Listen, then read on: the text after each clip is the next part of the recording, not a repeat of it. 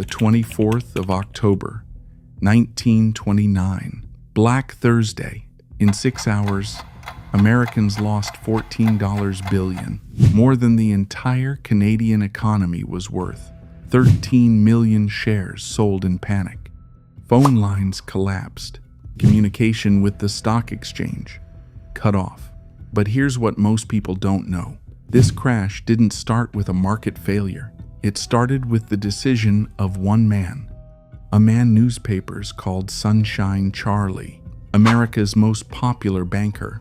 His name was Charles Mitchell, and 7 months before Black Thursday, he uttered a phrase that was supposed to save the American economy. Instead, it set in motion the most terrible economic collapse in human history. The Great Depression lasted 10 years. 25 million people lost their jobs. Every fourth person. 5,000 banks closed forever, taking the savings of millions with them. 2 million Americans became homeless. Families lived in cardboard boxes. Tent cities bitterly called Hoovervilles. Suicides increased by 30%. In a country that just yesterday considered itself the richest in the world, people stood in bread lines, starving. But how does one man destroy an entire economy? How does a banker, celebrated as a genius, trigger a catastrophe that changes a generation? The answer isn't what you think, because Charles Mitchell didn't set out to destroy America. He wanted to save it. He had a vision: make every American a capitalist. Give ordinary people access to wealth that was previously reserved for the elite. Democratize finance. It sounded noble, revolutionary even. And for a while, it worked. Millions of Americans became investors for the first time. Secretaries bought stocks. Mechanics became millionaires on paper. Shoe shiners gave investment advice. The American dream was within reach until it wasn't, because Mitchell built his system on something invisible: debt, mountains of it. And when the facade cracked, everything collapsed at once. Today, we're going inside the machinery of that collapse. How one man's vision became a nightmare. How good intentions created a catastrophe. And why, almost a century later, we're building the exact same system again. This is Charles Mitchell, the man who destroyed America. Charles Edwin Mitchell was born in 1877. Farmer's family, Massachusetts. Nothing about his background suggested he would one day control America's financial fate. But in 1919, Mitchell became president of National City Bank, the largest bank in the country. Assets, $2.7 billion, more than the budget of most nations at the time. And Mitchell had an idea, a revolutionary one. Before Mitchell, stocks were toys for rich men. Only 500,000 Americans owned stocks. Less than 1% of the population. Ordinary people kept money in banks or bought bonds. The stock market was a closed club. But Mitchell saw opportunity. Every American should be a capitalist, he said. Why should wealth belong only to the wealthy? In 1920, he created National City Company, a subsidiary designed to sell stocks to ordinary Americans, right inside bank branches. You came to open a savings account? They offered you the American dream instead. And Mitchell turned stock selling into an art form. Before we continue, we created the Jovrah Files for people who want to understand what's really happening behind the surface. Hidden societies, dictators, propaganda, strange systems, the stories most people never hear about. If you enjoy this type of documentary and want to support the channel, consider subscribing. It's completely free, and it genuinely helps us create more videos like this. All right, let's get back to the story. Mitchell studied every detail: sales psychology, human greed, the dreams of ordinary Americans. He placed salespeople in 69 bank branches across the country. These weren't boring bankers. They were dream merchants, trained according to Mitchell's special program. The advertising was revolutionary. Newspaper ads. Get rich by investing just $15 a month. Become a partner of American Telephone and Telegraph. Your children will be proud of you. You're an investor. Magazines published success stories. How a secretary from Ohio became rich in 2 years. How a streetcar driver bought his own house with dividends. Salespeople used clever tricks. Mr. Johnson, you don't want to work for someone else your whole life, do you? General Electric stocks. This is your chance to become master of your own destiny. Mrs. Smith, your husband works for Ford. Why don't you become a co-owner of the company? Offices were decorated with posters. Happy families. Big houses. Expensive cars. Smiling children. Everything screamed. This could be your life. But the real genius? The credit scheme. Stocks could be bought on margin. Put down only 10% of your own money. Borrow the rest from the bank. Imagine you have $100. You buy $1,000 worth of stocks. If they grow by 20%, you earn $200. Double your money. Salespeople demonstrated with simple examples. Look, Mr. Brown bought Radio Corporation stocks for $500, invested only $50. In 6 months, they grew by $150. His profit? 300%. Your money in the bank would have brought only $15. And it worked. From 1925 to 1929, the volume of loans for stock purchases grew from $2 billion to $8.5 billion. A 425% increase in 4 years.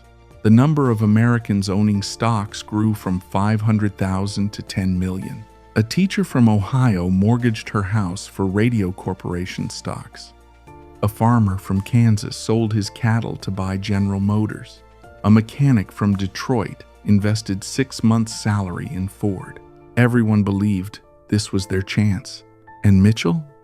He basked in glory, called a financial genius, the democratizer of Wall Street. In 1928, he earned $1.2 million. In today's money, $20 million. Magazines wrote about him as the man who made every American a potential millionaire. But Mitchell went further. He created investment trusts, funds that bought stocks with borrowed money. These trusts became companies themselves, whose stocks were bought on credit. The result? A pyramid of debt, built on the hope that prices would rise forever. By spring 1929, even optimistic economists began to worry. Stock prices were rising faster than the economy itself. The Federal Reserve sounded the alarm. The market was overheating. Major company stocks traded at prices 15 times their annual profit. Today, that's considered a speculative bubble. And then the Federal Reserve made a move. The 6th of February, 1929, the Federal Reserve issued a warning to banks. Stop issuing loans for speculation in the stock market. The central bank demanded limits on margin lending. The market's reaction was immediate. In March, stocks began to fall. In a few days, Americans lost billions. Panic was growing. It seemed the bubble had burst. And then Charles Mitchell made a decision that changed history. The 12th of March, 1929, he called a press conference and spoke words that would echo for decades. National City Bank will provide the market with all the liquidity it needs. We will not allow an unnecessary crisis to occur. The effect was immediate. Newspapers. Sunshine Charlie saves the market. Stocks bounced back.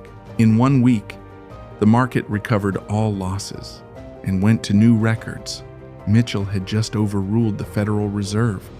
A private banker defying the central bank, and the market believed him.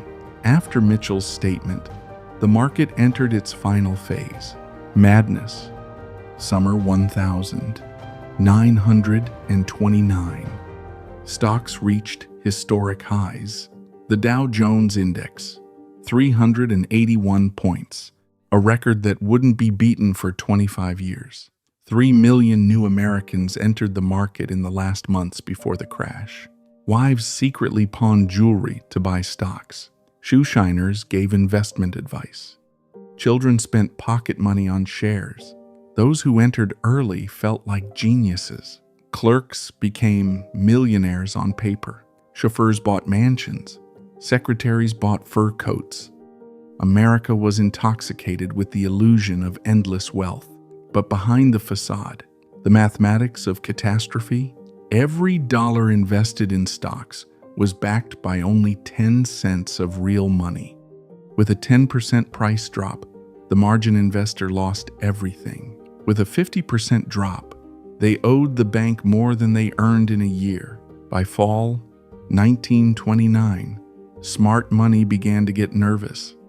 Large institutional investors, pension funds, insurance companies, they saw warning signs ordinary people missed. First, economic indicators were deteriorating. Industrial production slowed, car sales fell, new home construction decreased, but stocks kept rising.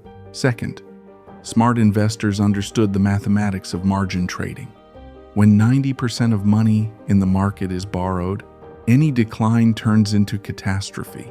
Joseph Kennedy, father of the future president, later said, "When the shoeshiner started giving me stock advice, I knew it was time to sell." And by October, patience ran out. The 24th of October, 1929, morning, New York's largest investment funds made a coordinated decision. Time to exit. They began selling in large blocks, hundreds of thousands of shares. Simultaneously, prices crawled down. First, slowly, then in an avalanche. By noon, panic erupted. In one day, 13 million shares sold, 5 times more than usual. Brokers couldn't process orders.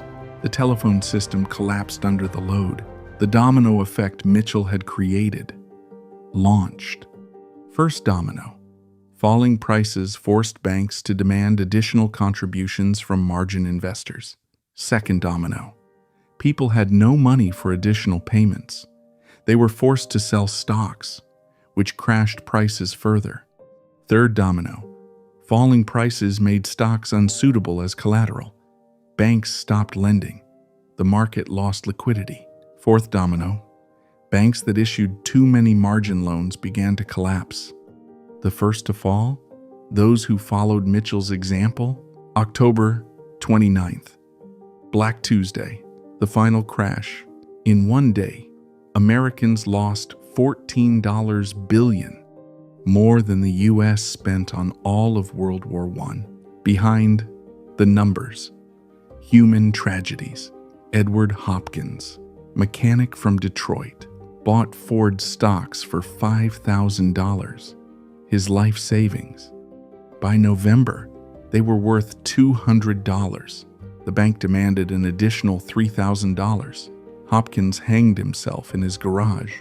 Mary Cayfield, teacher from Ohio, mortgaged her parents' house to buy Radio Corporation stocks. After the crash, the bank repossessed the house. 3 generations.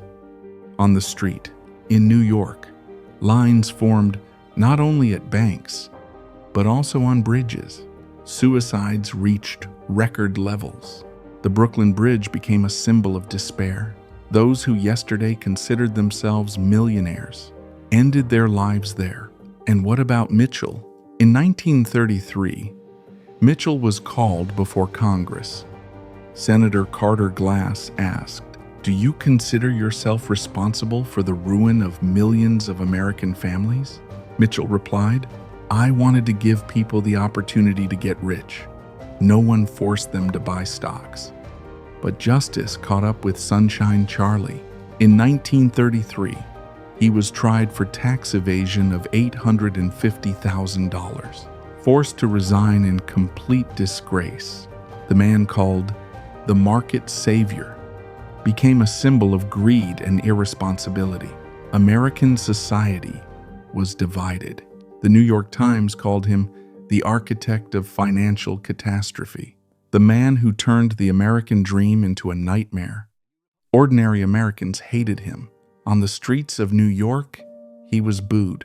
A Detroit newspaper wrote, "Charles Mitchell stole more from us than any bank robber in history. A robber takes a bag of money. Mitchell took the future from an entire generation." But there were defenders. Many businessmen said Mitchell didn't force anyone to buy stocks. People chose greed over caution. His colleagues claimed he was just in the wrong place at the wrong time. Any banker in his position would have done the same. National City Bank? Paradoxically, it survived. After Mitchell's resignation, new management shut down risky operations. The bank received government support. Too big to fail. The collapse of competitors allowed National City to absorb their assets for pennies. By 1935, the bank controlled an even larger market segment than before the crisis. Mitchell himself spent the rest of his life in obscurity. After the trial, he moved to Europe, worked as a consultant for small banks, returned to the US in the 1940s, founded a modest investment company. Sunshine Charlie became an elderly man, remembered only as a symbol of 1920s greed. Mitchell died in 1955, age 78, never acknowledging his responsibility for the Great Depression. The catastrophe changed the American financial system forever. In 1933, Congress passed the Glass-Steagall Act, separating commercial and investment banks. The goal: never again allow bankers to gamble with depositors' money. The Securities and Exchange Commission was created, bank deposit insurance established, strict requirements for margin trading introduced. America swore, this will never happen again, but the government took more radical measures. April 1933, President Roosevelt signed an executive order. Private individuals were prohibited from owning gold.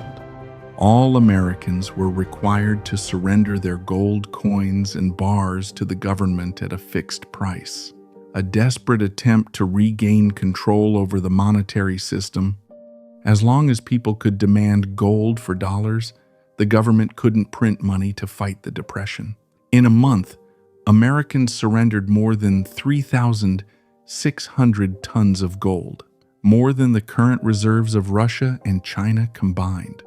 A year later, the government raised the official price of gold from $20 to $35 per ounce, earning billions on confiscated metal. The scars remained for generations. The American economy recovered for 10 years. Millions forever lost faith in the stock market. An entire generation preferred to keep money under the mattress. But today, almost a century later, history repeats with frightening accuracy. 50 million Americans trade stocks through smartphones. The volume of margin loans has reached a record $900 billion. Apps like Robinhood promise the same thing Mitchell offered: make everyone an investor. Zero commissions. Trade like a pro. Invest your paycheck. A new generation invests in cryptocurrencies and meme stocks, borrowing money on margin accounts. Same promises of easy money. Same cheap loans. The same mechanism Mitchell created almost 100 years ago. The average American today owes more than they earn in a year. Margin trading has reached 1,929 levels. And again, millions believe that this time is different. Charles Mitchell's story is about how good intentions can lead to catastrophe. He really wanted to give ordinary people a chance to get rich. But his system turned the American dream into a nightmare for a quarter of the country's population. Every American should be a capitalist, Mitchell said in 1928. Everyone should invest, they say today. History doesn't repeat, but it rhymes. Next time you hear promises of easy money and calls to democratize finance, remember Sunshine Charlie and ask who will really profit when the system collapses. Because it will collapse. It always does. The only question is when.